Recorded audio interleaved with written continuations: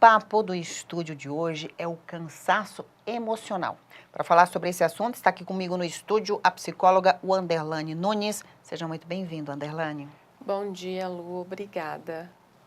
Falar um pouquinho para a gente de cansaço emocional. A gente relaciona muito isso com cansaço físico, mas tem diferença, né? Sim, tem uma diferença, porque o cansaço físico, você cansa o seu corpo. E você chega em casa, toma um banho, você deita, você descansa. O cansaço emocional, o cansaço mental, você não consegue descansar tão fácil. Você precisa aprender a desacelerar o seu cérebro, desacelerar ali o seu emocional para conseguir descansar.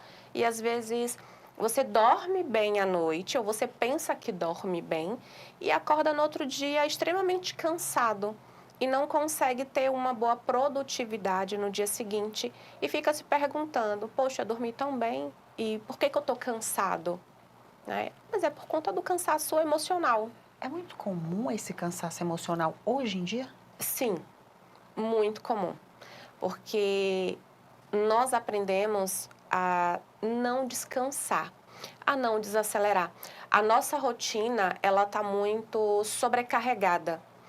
Nós aprendemos que não podemos ter espaço livre. E a cada espaço de tempo, nós ocupamos ele.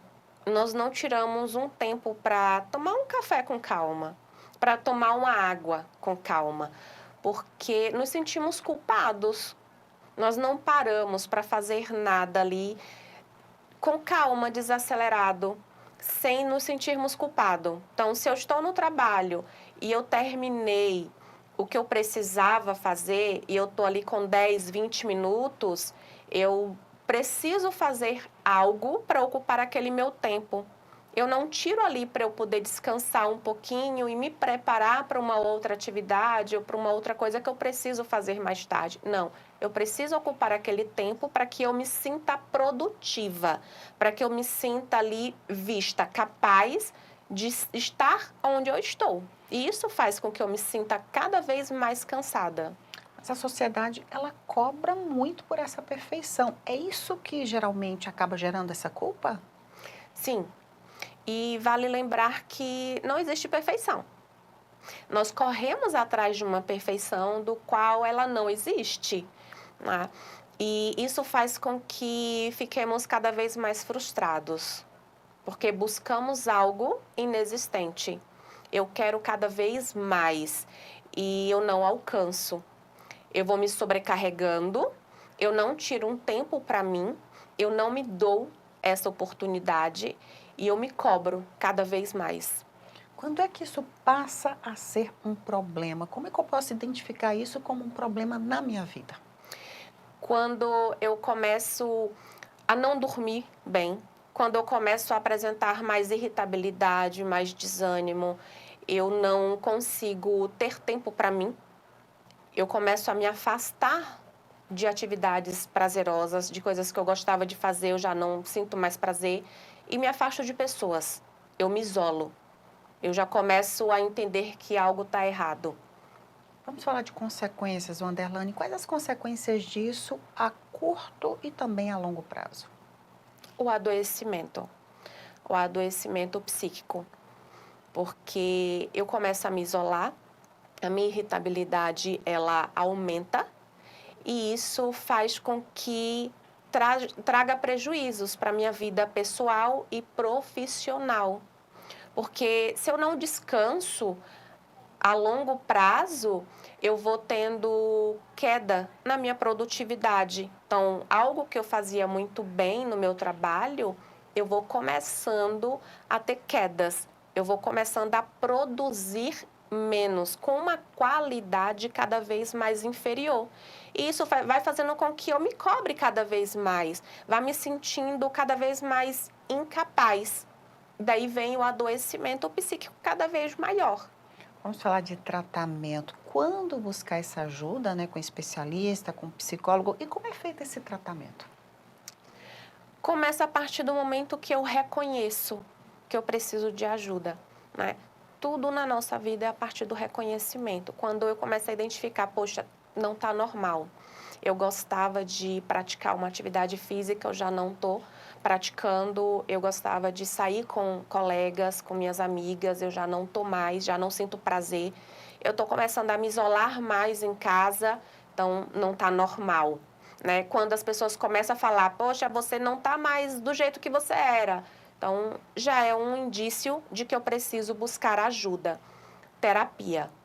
Buscar terapia para começar a identificar essas questões emocionais e começar a tratar, a encontrar pontos de equilíbrio emocional e desacelerar o processo emocional ali, para que você consiga manter o equilíbrio. E lembrando que o equilíbrio emocional não é estar bem todos os dias, mas saber que eu preciso manter o equilíbrio mesmo no dia em que eu não estou bem.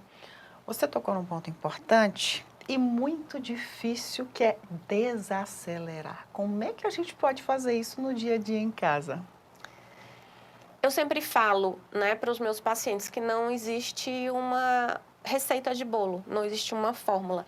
Cada pessoa ela é única e cada um de nós conseguimos identificar o que faz melhor para a gente. Mas o mais importante é não nos culparmos por algo que a gente vá fazer que nos dê prazer. Então, às vezes, uma atividade física. Eu gosto de fazer atividade física, mas eu não faço porque, na minha cabeça, aquele momento que eu vou tirar para ir para a academia vai ser uma perda de tempo. Eu posso estar produzindo, então já não faço. Ou eu vou chegar em casa e eu tenho meia hora e essas meia hora eu vou tirar para eu poder ouvir uma música ou simplesmente me deitar e não fazer nada, não produzir nada. Só que na minha cabeça vai ficar, eu poderia estar fazendo isso, e eu começo a me culpar. E isso faz com que você não consiga desacelerar. Mas 10 minutos sem fazer nada, já te ajuda a desacelerar. Ouvir uma música, assistir algo que não exija esforço mental, já ajuda. Então, cada um precisa encontrar algo que lhe dê prazer e que não vai exigir esforço mental. Tem como a gente prevenir, chegar nesse ponto extremo? O que que a gente pode fazer para não chegar no ponto de explodir? Uma rotina equilibrada, não exagerar, respeitar o seu limite, porque a gente ultrapassa os nossos limites. Aprender a dizer não para a gente mesmo, porque às vezes a gente diz sim, mesmo não tendo tempo, e isso faz com que a gente se sobrecarregue e não tem tempo para descansar. E esse descansar se faz necessário para que a gente não se sobrecarregue e aprenda a desacelerar. Queria muito agradecer sua participação. Muito obrigada. Por nada, Lu.